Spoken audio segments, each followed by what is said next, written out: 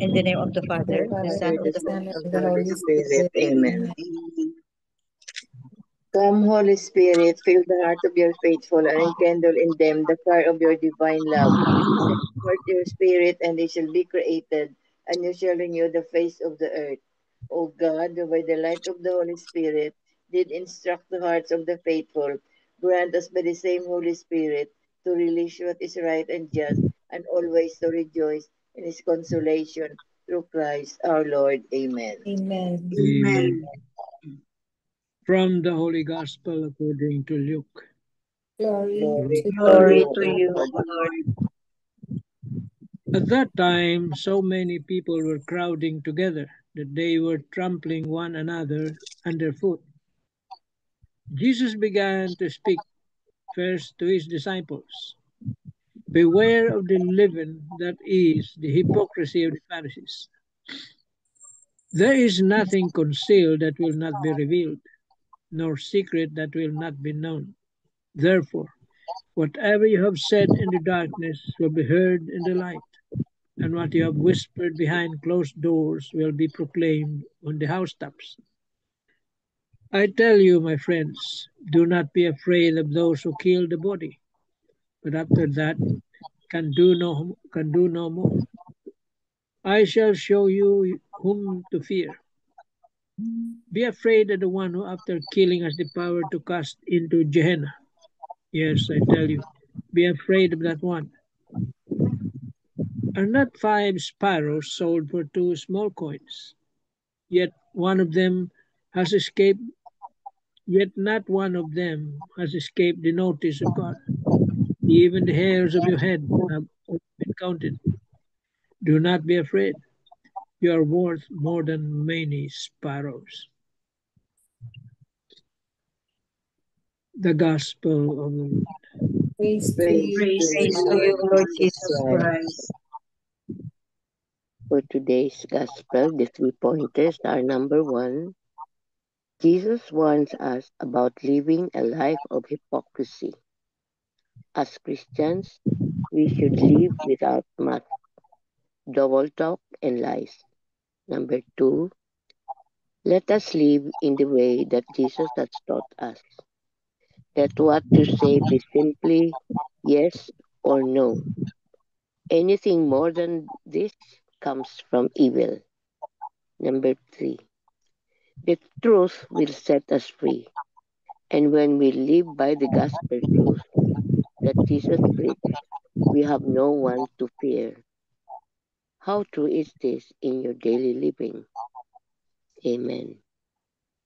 Amen. Thank you very much, Tito Lim. So today's gospel, no, very, very uplifting, no, na Jesus knows us. Yun. Knows us by In other name. gospel, yeah. In other gospel, no, He knows our name. Mhm. Yun. So He knows us. That's why there is no secret. There is no secret na maitago natin. There's no secret in the eyes of God because He knows us. God knows us. And we are more precious than the sparrows. Yun ang assurance niya. We are all precious in the eyes of God. We are all special. We are all precious. And He knows us personally.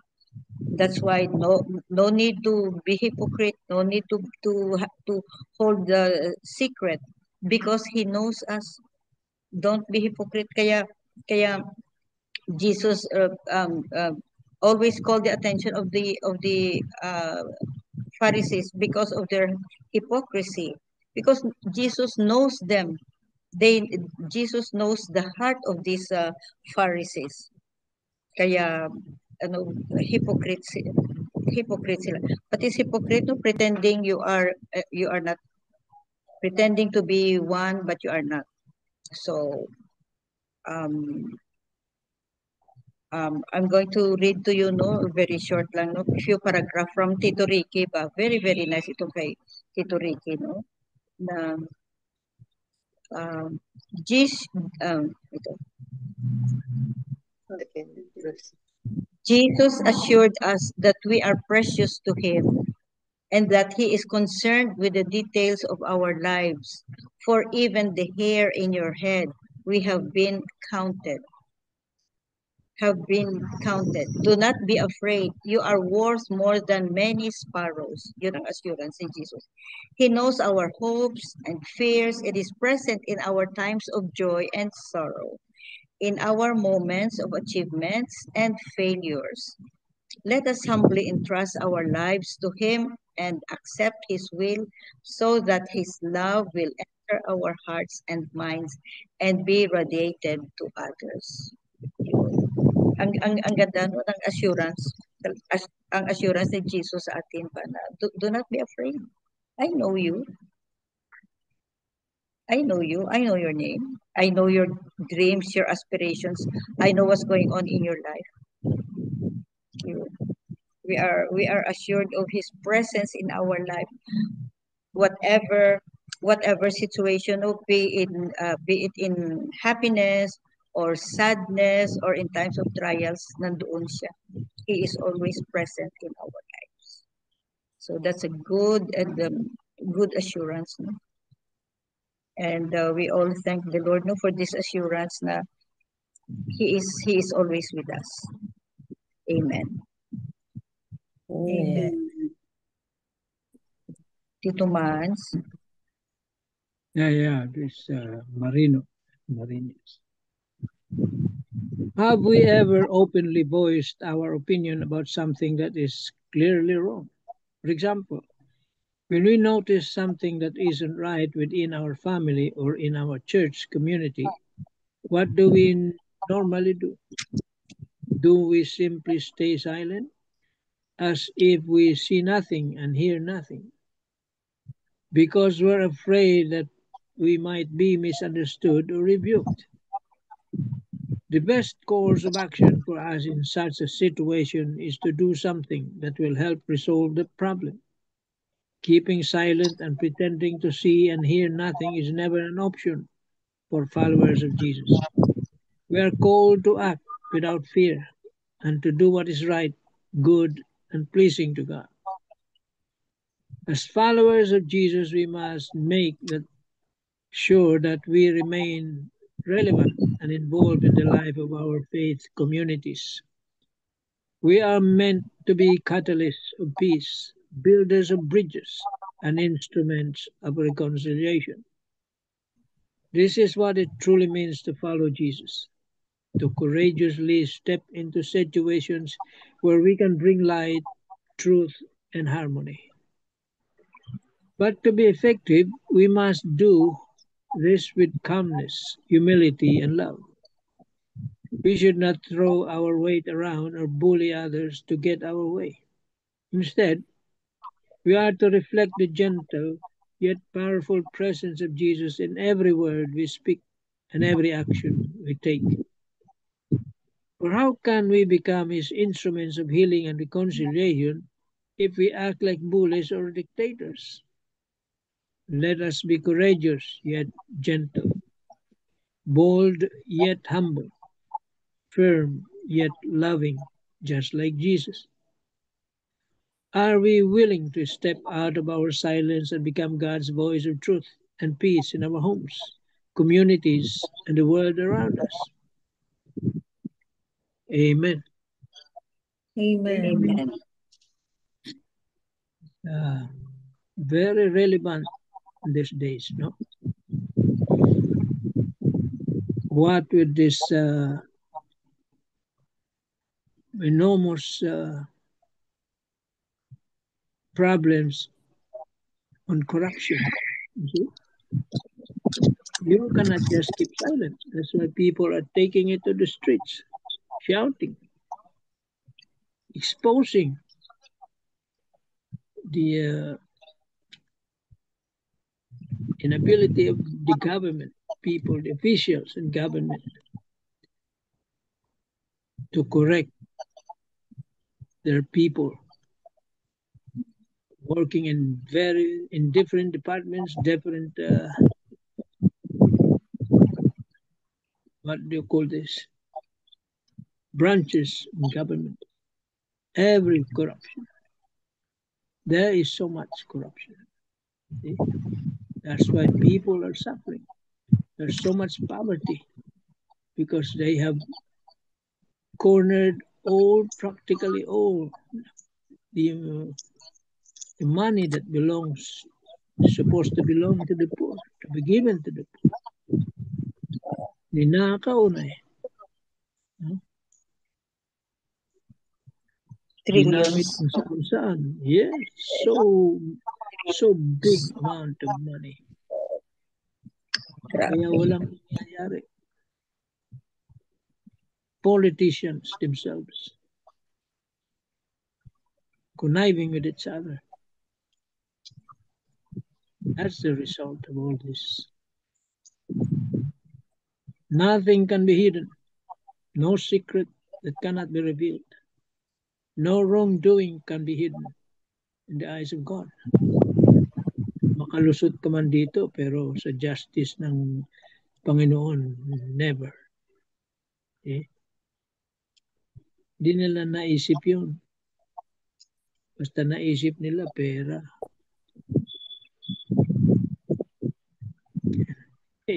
Amen tayo dyan. Amen. Amen. Baka we become politicians pa dito or critics. Pero it's very true. Very true, Tito Maso. Nothing is hidden talaga. Kung makalusot ka dito, no, hindi ka makalusot sa taas. Hindi ka makalusot. Walang Hindi. lusot ka dyan. Hindi mo magagamit yung pera mo para Yeah. makalusot. Ay, Hindi naku. ka makalusot. So, thank you very much, Tito Mas.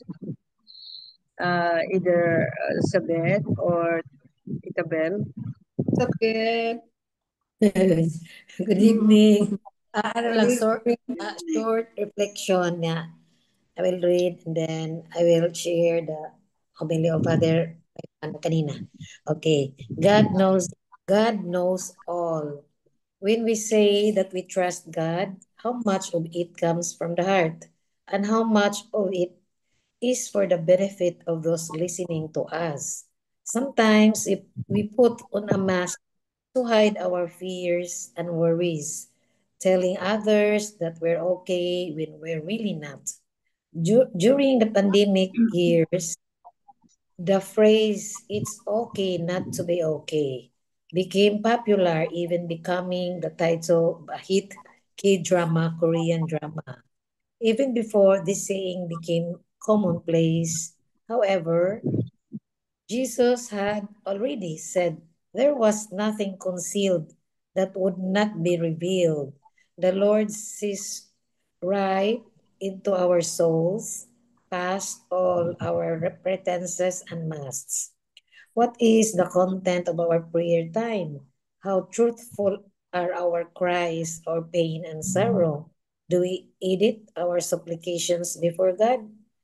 The sad truth is that although we know how much God loves us, we can still be left like the Pharisees, empty inside because of our lack of trust in His providential care for us. May we cast all our cares to Him, the God whom we ask for our daily bread, trusting that to Him we are worth far, far more than many sparrows. Okay. Natuwa ako sa humili ni Father kanina kasi ang example niya is sa lugar sa place nila mayroong sikat na albularyo. Maraming mga tao magpunta doon, no? Kasi parang using his saliva of treating the sick. And also magra-write sa papel at yung papel daw isok ng water and iinumin sa parang sa pasyente ng sa kanya kasi parang the belief of those people then one time may merong may pasyente sa hospital na para bang siguro extreme anxiety or ano ba yun or maybe lang just a confession kasi makatalk pa yung pasyente. When the father already in the hospital, he know the patient. Yun ang albularyo. Yung nag ano sabi niya, "Oh, sikat ka naman na albularyo sa atin. Ano ba? Kayo yung mag-treat ng mga may mga sakit. Ano mo lang, you use your treatment through your saliva na yung ano, magra-write ka na. Bakit nagpa-admit kayo? Sabi ng pari. Ano, sabi ng ano, yung albularyo, Father, ano yun? Ah, sa Bisaya pa, panginabuhi man yun, Father. Ngayon, kinabuhi ko to. Panginabuhi rin ko na to niya yung Hanap pagtambal-tambal, buhay no? niya. Hanap buhay niya. Hanap Ah, buhay. Father, hanap buhay ko. Pero ngayon, buhay ko na. Buhay niya, ano niya, i-save. That is why nagpa-admit siya ng hospital. Yun, sabi ni Father yun, hypocrite, one of the, kuan ko, no, hypocrisy. Hypocrisy. Kasi, ano, no, kanang ano, hindi pala, ano lang, truda, ano lang, pangpirahan lang niya yung mga, ano, tao doon sa siguro, maybe in the far away from the city areas or in palagi yung sinishare ko na yung Glendale is in Bugo. And I have a visitor here in our house na naghatid ng birhen, no, nila birhen sa community nila ni Doktora Lina D. Every year mag-ano sila maghatid ng birhen dito. Sabi ng isang sister na taga Bugo daw yung husband niya. Kuya, kumusta sister yung husband, family ng husband mo?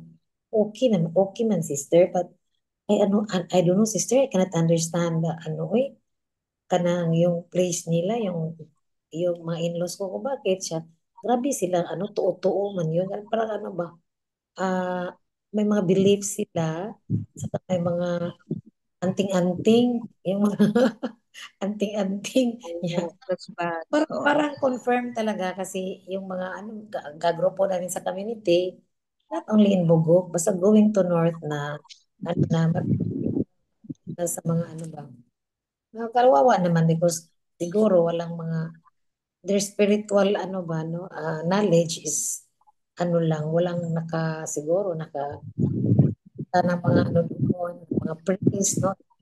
So, grabe daw ang area, maraming kulto, maraming mananambal yon, yung mga albularyo, maraming kanang may mga sila panghabak, parang ba. So, yun lang, natuwa ko kanina sa sharing ng pare na yun, one of itong yun, na-admit. Totoo siguro kasi siya nagpunta sa Hanap buhay na hospital. pala. Oo. So, Ginawang yun, hanap buhay. ginawang so really, ang lang. And also, yun, sa, sharing, really, and also, and the other priest also, no, he said that, everything no, we do, ang ginawa daw natin, that yung ginagawa natin lahat, people knows, but yun, what's inside our pure heart, God knows. Parang totoo yun, di Nothing ba? is hidden. Nothing is Nothing is hidden hidden. Oo, from Him. from God. So, yun lang siguro, no? Ang lang. Oo. Thank you, Sabit. Oo. Yes, May mga places pa kasi may mga places pa na mga sa remote areas pa na they still believe in these quack doctors and for all doctors. those things. Mm-hmm. But we cannot conclude no na because of that nagkalindol. Hindi Pero naman. that's an eye opener na. That's an eye opener na sa kanila. Oo, eye-opener Hindi lang sa kanila, sa ating lahat. sa For ating all of lahat. us. Kasi the Philippines daw is shaking. Oo. Luzon, Yeah. Luzon, Visayas, Mindanao. Yeah. Oo. Oh, anak ko na daw sa So, Bugo, then sa Baguio. Then sa Mindanao, BBM. Yung, naku, maraming ano.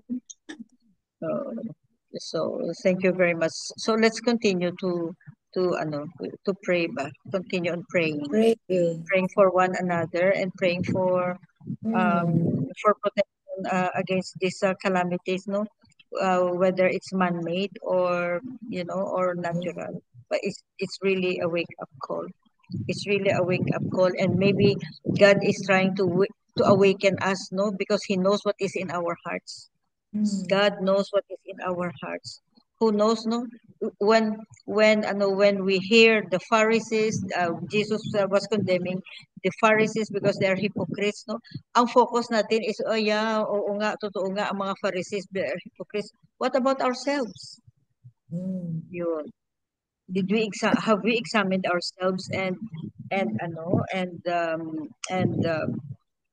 declare ourselves so we are not hypocrites in one way or another? Hypocrites din tayo in one way or another, or in one time or two, no, in our life, no, nagiging hypocrites din tayo. Kaya Naging Pharisee. oo, yeah, Pharisees din tayo. Pharisees din tayo. So let's just be careful and always pray for discernment. No? Pray for discernment. Pray for more faith. No, and let's guard whatever we do. No, because we know that God knows us. So we have to live truthfully every moment in our life. Do not pretend. No hypocrisy. Truthfully, we live our lives truthfully and in accordance to the divine plan for us. Amen. Amen. Amen. Isabel, ready? Are you awake na? Nakatulog ako lang. Kasi ang surgery ko 5 o'clock. Sige, para makatapos na. Mataas itong sa Catholic scripture. In today's gospel reading, Jesus speaks to his disciples while surrounded by a great crowd, warning them to beware of the yeast of the Pharisees, which is hypocrisy. He reminds them that nothing concealed will remain hidden. Everything secret will one day be revealed. Pareho rin tayo sa kanina sinabi niyo, no? Jesus then encourages them not to fear those who can harm the body, but to have reverent fear of God, who holds power over both life and eternity. Yet he balances his warning with a tender assurance. The Father deeply values his children.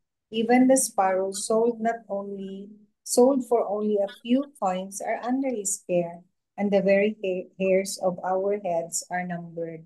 It's really true, no? The Lord really takes care of everything that we need, that we are guilty, that we are so sinful, we are so a sinner that, and the Lord still takes care of us. That's how I feel whenever I receive a grace from God, and then I realize how unworthy I am because I'm such a sinner. So I always go back to what we learned, that the Lord doesn't give up on us, but rather stays with us and really, really love us unconditionally. Just what your favorite MJ, God's unconditional love. That's what I realize in this gospel. But it's true that sometimes we are also hypocrites. We are also like the Pharisee. Sometimes we display actions that will labeling us as having a holier than thou attitude, as if we're so sinless that we look at others, judging others, that, oh, why is he like that, when in fact we're also sinners. So it's really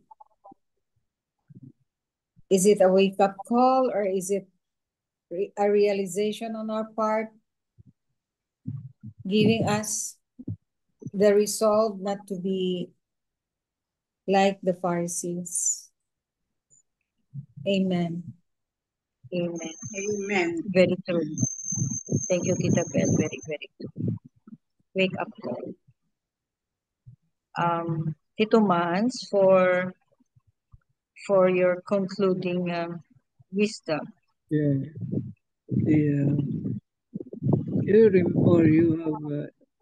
You have seen this already. You have encountered this. The three monkeys. See? One covering the mouth, the other covering the Eat eyes, no Mhm. and the see, third covering the the ears, ears, covering the ears. hear no Stop, evil. look, and listen. See? Hear no evil, see no evil, talk no evil. You know, that's what is happening nowadays. If we don't involve ourselves, or if we don't say anything, it will just continue. So we pray, but we must act. Amen. Amen. Amen. Thank you very much, Tito Manny. So that ends our gospel and reflections for today. And may we continue to pray for discernment. May we continue to pray, no, uh, so that we strengthen our relationship with God, no, and because God knows what is in our hearts. God knows us personally, even our name He knows. So we are expected, no, to live our life truthfully, 100%. Amen. Amen. Amen. Amen. Miga Belen, Yes. thank you very much for the reflections and wisdom. Lord, we are deeply grateful for the wisdom your words imparts and reflecting your love and grace. Guide our thoughts and let your peace reign in our hearts. And we continue to seek you in all things. In Jesus' name, amen. Amen. Amen. And all together, please, glory be to the Glory be Glory Father, be to to the God, Father, The Son, Son, and the to Holy the Holy Spirit, Spirit, Spirit, as it it was was in the in the was in the beginning, beginning, beginning, is is now, now and and now ever, and ever, ever shall and be shall shall world be world without without end. world without end. without Amen. end. end. Amen. Amen. Of the In the name of the Father, Father, The the Father, Son, and and the the Holy Son, of the Spirit. Holy Spirit. Amen. Amen. Amen. Amen. Thank Thank Everybody. you. Bye. Thank Thank you. you.